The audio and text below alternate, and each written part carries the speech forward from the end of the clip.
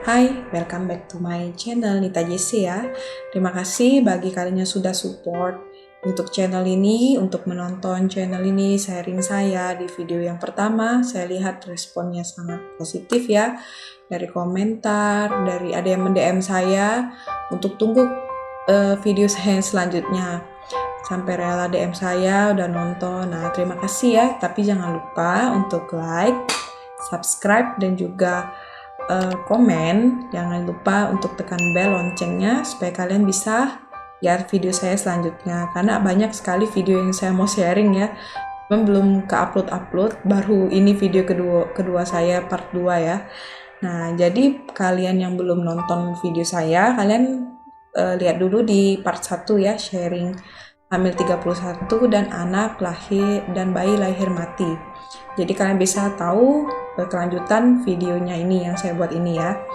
Jadi setelah anak saya dilahirkan itu 15 September ya, jam 10, jam 12 itu anak saya sudah harus dikuburkan ya. Jadi setelah kompromi dengan keluarga suami, anak saya dikuburkan. Nah, jadi sebenarnya yang paling baik itu untuk mengetahui kematian anak kita itu di otopsi dari bayinya sendiri ya. Jadi langsung ketahuan kenapa. Cuman karena terlalu cepat ya prosesnya untuk dikuburkan, jadi nggak sempat untuk dilakukan otopsi. Setelah berapa hari saya pulang dari rumah sakit, saya harus pergi kontrol lagi ya ke dokter 5 hari setelah pasca melahirkan saya itu.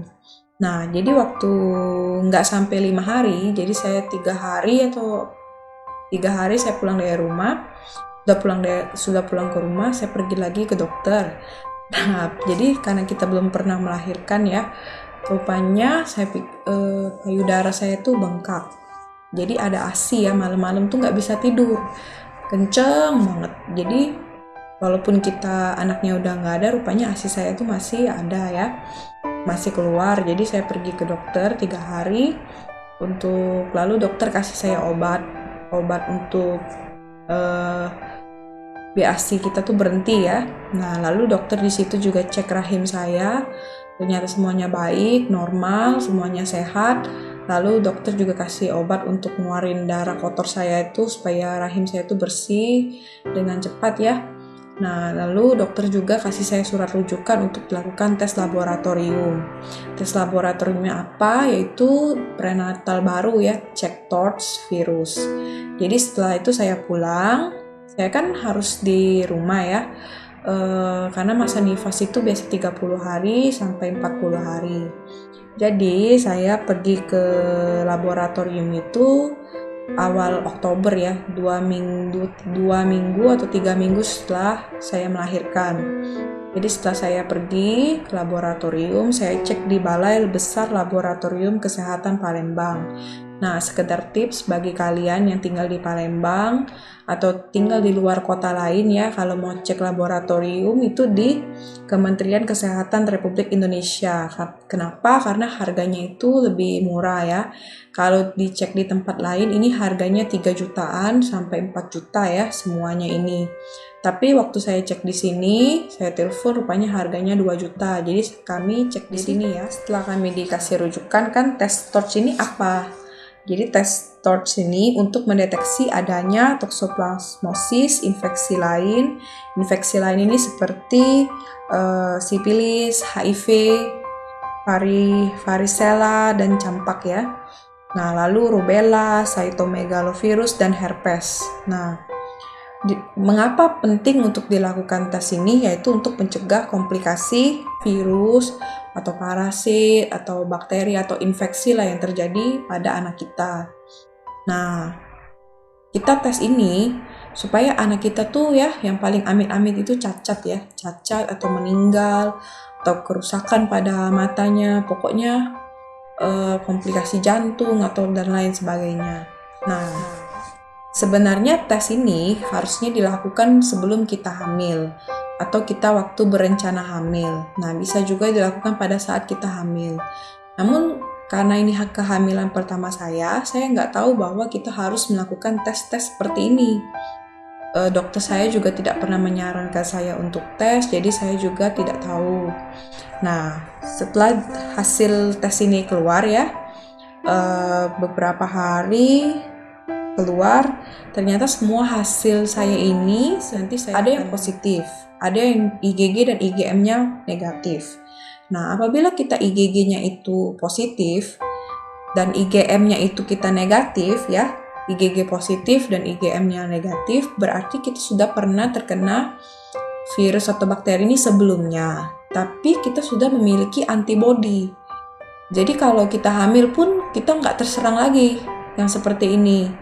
Nah, apabila kita IgG-nya itu negatif ya, tapi IgM-nya positif, yang penting tuh kita lihat di IgM. Nah, kalau IgM kita positif, berarti kita masih terjangkit virus bakteri seperti ini. Nah, apabila memang benar kita positif ya terkena toxo atau TOTS ini ya, kita bisa disembuhkan, tapi butuh waktu ya. Ada yang 3 bulan, ada yang 6 bulan. Tetangga saya ada yang 3 tahun ya. Dia tiba-tiba anaknya meninggal. Nah, setelah dicek rupanya dia positif terkena toxo kalau tidak salah ya. Jadi setelah dicek dia terkena toxo, jadi dia obatin. Nah, dia butuh waktu 3 tahun. Setelah 3 tahun dia punya anak lagi. Dan anaknya itu sekarang lahir sehat. Nah, kebanyakan waktu saya dikunjungi, waktu orang datang ke rumah ya, lihat saya ya, waktu masa nifas saya itu, kebanyakan ibu tuh bercerita bahwa kebanyakan dari menantu mereka tuh terkena TORCH ini. Ada yang karena memelihara hewan ya kayak kucing ya, ada juga karena kebanyakan dari sayuran atau apa ya mereka terkena ini ya. Nah, jadi setelah dicek ini kan hasilnya bagus ya, saya nggak terkena penyakit virus-virus seperti ini. Jadi kami datang lagi ke dokter ya. Nah, setelah dokter periksa lagi, kamu cek ini pengentalan dan pembekuan darah. Hal ini sangat berbahaya ya kalau kita memiliki pembekuan ini. Kan darah ngentel. Jadi kan kita mengirim darah juga kan ke plasenta bayi kita. Nah, makanya itu bisa juga membuat bayi kita itu meninggal di dalam ya. Meninggal, keguguran dan lain sebagainya. Nah, ini sangat penting untuk dilakukan pemeriksaan.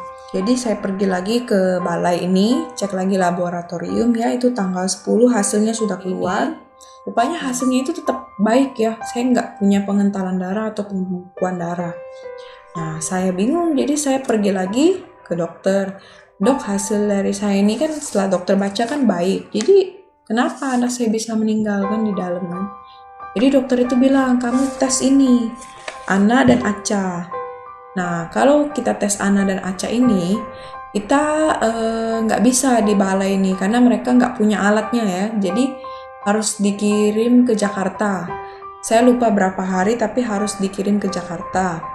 Nah, kita tes ANA dan ACA ini termasuk jenis pemeriksaan imunologi ya. Nah, ini apa? Tes apa? Ini tes untuk melihat autoimun. Nah, kalau dari yang saya googling, autoimun itu imun kita tuh menyerang kita sendiri ya. Nah, kemungkinan dia menganggap anak kita tuh sebagai benda asing ya. Setelah cek ini, saya pergi lagi, ambil hasil cek, saya pergi ke dokter. Rupanya setelah dokter baca hasilnya tetap baik ya. Nggak ada masalah anak saya itu. Nah, jadi setelah ketiga pemeriksaan ini ya, dari cek TORCH, prenatatal baru, cek pengentalan darah, dan juga cek imunologi ini, dokter menyimpulkan bahwa memang belum rezeki saya untuk memiliki anak ini. Jadi kami belum tahu kenapa sebab pasti anak kami ini bisa meninggal. Tapi dokter bilang seperti itu, kamu harus ikhlas, kamu harus sabar, ini bukan rezeki kamu untuk memiliki anak ini. Jadi ya di situ kami masih bingung ya, galau kenapa anak kami ini bisa meninggal di dalam kandungan ya. Padahal kalau kita lihat 31 minggu, gak lama lagi anak saya itu udah mau melahirkan bulan depannya ya, Oktober. Anak saya itu jadwalnya untuk melahirkan. Jadi saya mau berpesan bagi ibu-ibu yang mengalami kejadian seperti saya ini, kalian harus semangat ya. Harus pantang menyerah, harus ya kita sebagai orang tua harus cari tahu kenapa anak kita bisa meninggal. Jangan kita abaikan ya. Apalagi yang sudah pernah keguguran berulang-ulang ya, itu harus segera memeriksakan diri ke dokter ya. Kita harus tahu kalau dari fisik kan mungkin kita normal, tapi kita nggak tahu waktu kita cek atau kita ada apa kan. Jadi kita bisa menanggulangi dan kita bisa mengobatin penyakit kita, misalnya ada apa seperti tokso ini kan bukannya tidak bisa disembuhkan, bisa disembuhkan, tapi butuh waktu ya. Nah, yang seperti ini, jadi kan kalau kita sudah membaik, kita bisa hamil lagi. Jadi buat kalian yang berencana untuk hamil ya, saya beri tips-tips dan saran-saran untuk kalian ya. Yang pertama, waktu kita hamil itu, yang paling penting itu ya pasti prioritas Tuhan ya. Yang paling penting itu yaitu Tuhan. Banyak berdoa, banyak pokoknya apa yang kita keluhkan selama hamil itu kita bicarakan aja sama Tuhan.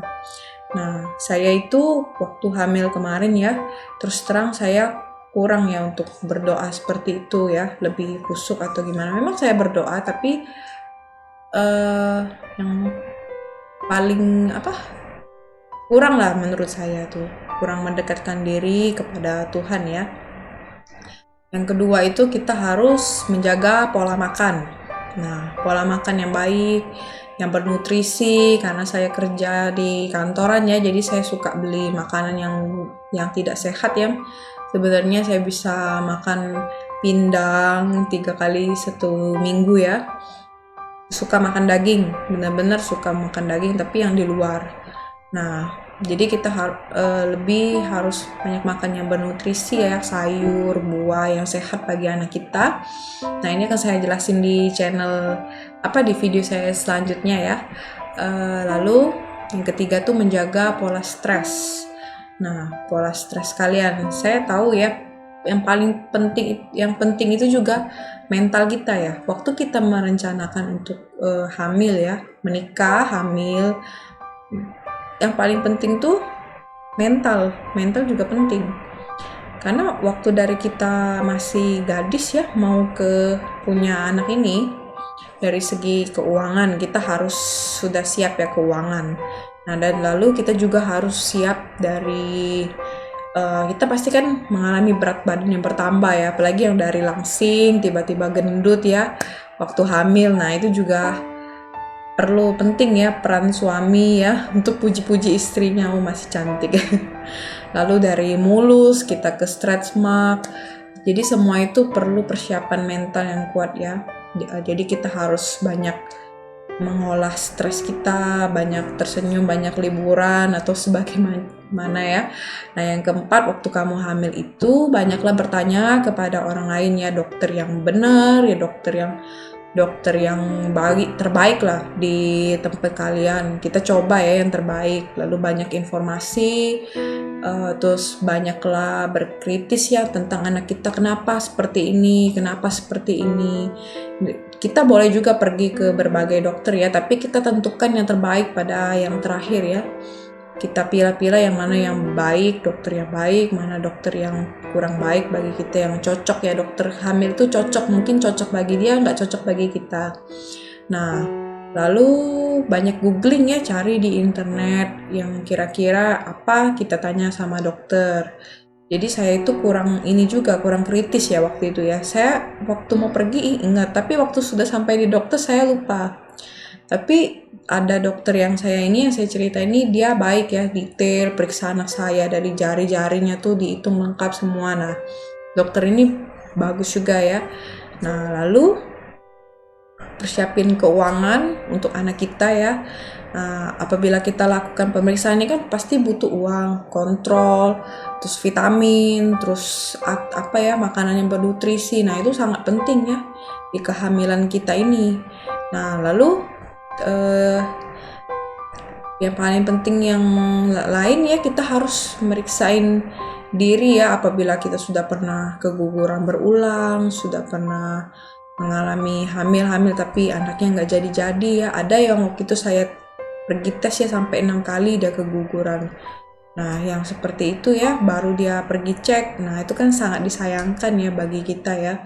Kalau bisa kan kita langsung cek ya. Nah, jadi dari cerita saya ini ya, saya kan mengalami titik rendah juga di hidup saya ya, depresi atau perasaan ingin mati ya atau gimana. Nah, nanti saya akan jelasin di video selanjutnya. Tapi bagi ibu-ibu yang merasakan hal yang seperti saya ini, saya mau katakan bahwa saya juga tahu yang kalian rasakan. Kalian pasti bisa melewati semua ini, karena percayalah bahwa yang kalian lewati ini tidak akan lebih berat daripada kekuatan kita ya. Tuhan pasti memberikan ini karena dia tahu ukuran dari kekuatan kita. Jadi kalian harus percaya kepada Tuhan bahwa Tuhan akan kasih yang lebih terbaik ya pada waktunya, anak kita yang baik, sehat, dan semuanya.